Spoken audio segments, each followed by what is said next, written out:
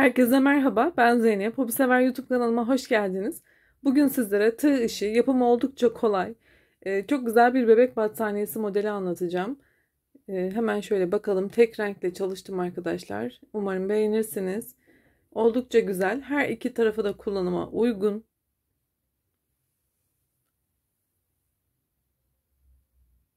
Tüm detaylarını adım adım anlatacağım. Modelimiz oldukça yumuşak. Böyle bebek battaniyesi için de gerçekten çok uygun bir çalışma. Tabi sizler bunu dilerseniz farklı birçok projenizde, bebek örgülerinizde değerlendirebilirsiniz. Hemen kullanmış olduğum ipler hakkında bilgi vermek istiyorum. Ben anti-peeling özelliğine sahip bebe yünleri kullanıyorum. Dilediğiniz markaların iplerini kullanabilirsiniz. Tığ numarası olarak ise 3,5 milim bir tığ kullanıyorum. Daha yumuşak olsun istiyorsanız bebek battaniyesini daha kalın tığlar da tercih edebilirsiniz. Evet, şimdi dilerseniz model anlatımına başlayalım. Evet, bismillah diyelim ve zincir yapımıyla başlayalım. İstediğiniz uzunlukta zincir yapabilirsiniz. Zincir sayımız 4 ve 4'ün katları olmalıdır. Ben de bu şekilde sayarak zincirlerimi hazırlayıp geliyorum arkadaşlar. Evet, ben küçük bir numune anlatacağım için benim için yeterli. Sizler de zincirlerinizi hazırladıysanız ikinci zincire batarak sık iğne yapalım. Üstüne aldım. Sık iğnemden sonra 3 tane zincir atlıyorum. Dördüncü zincirin içine batarak ikili trabzan yapalım.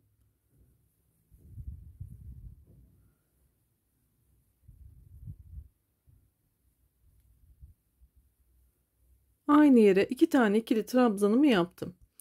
2 zincir, aynı boşluğun içerisine sık iğne yapıyorum. Yine üzerine alıyorum. 3 tane zincir atlıyorum. Aynı boşluğun içerisine 2 tane ikili trabzan.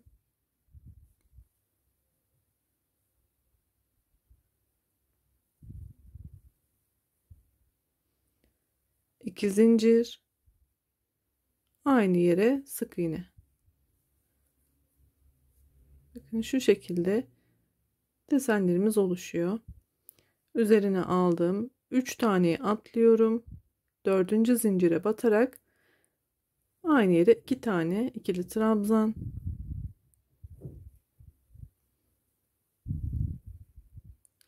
İki zincir, sık iğne. Bu şekilde zincirimizin sonuna kadar devam ediyoruz.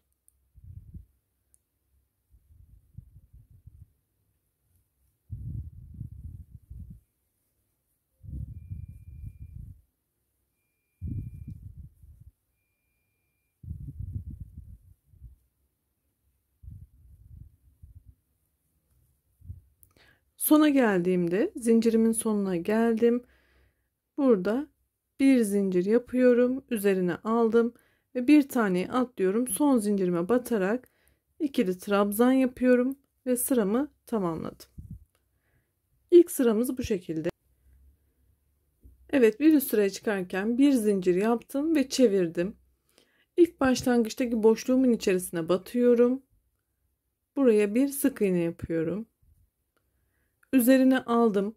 Şimdi buradaki desenlerimin iki zincir boşluklarına, bakın şurada boşluklar var. İlk desenimin boşluğuna iki tane ikili trabzan yapıyorum.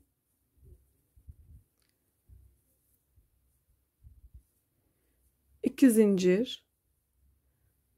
Yine bu desenimin iki tane trabzanından ilkinin altına şöyle iki zincirimi yaptım. Pardon, sık iğne yapacağım. Tığımı alttan geçirdim. Sık iğne yapıyorum. Üzerine aldım. Bir sonraki desene geçtim. Yine iki zincir boşluğuna iki tane ikili trabzan,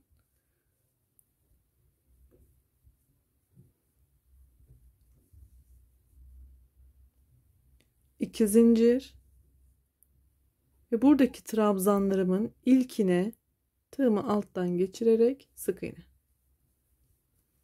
Oldukça kolay. Şimdi devam ediyorum.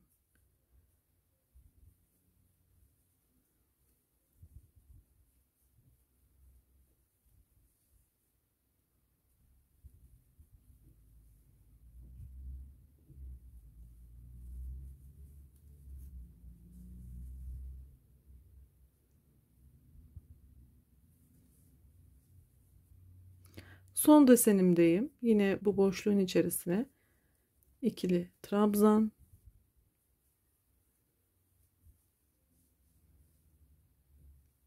2 zincir, 2 trabzanımın ilkinin altından sık iğne. Sona kadar bunu yapalım.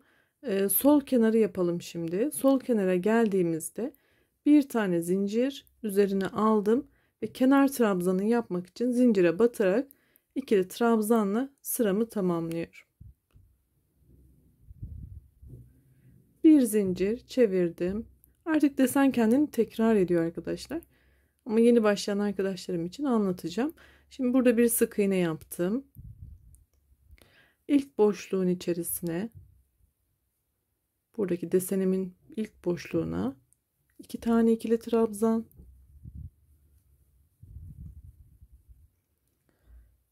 2 zincir, sık iğne. Bu sırayı da böyle devam edeceğiz.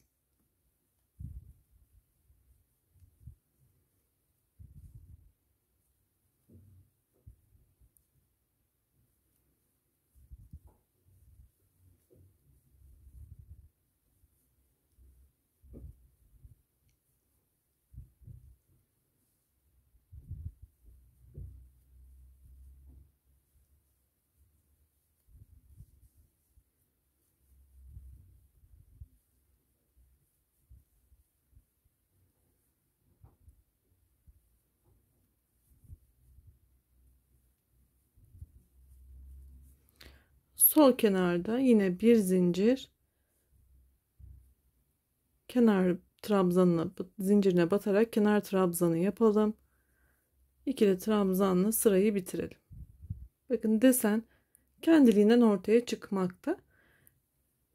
Bir zincir, sık iğne ve aynı şeyleri tekrar ediyoruz. İstediğiniz ebatlarda çok güzel bebek battaniyesi olur arkadaşlar. Yumuşacık olur. Dileyenler daha kalın tığlarla da yapabilirler. Yine böyle bir bebek battaniyesini baştan sona anlattığım videolarım var. Kenar oyasını da oradan izleyerek bir de güzel kenar uygulayabilirsiniz. Videomun sonundaki kartlara bakmayı unutmayın. Oynatma listelerimden bulabilirsiniz. Evet, desenimiz çok güzel oldu arkadaşlar. Şöyle göstereyim sizlere de.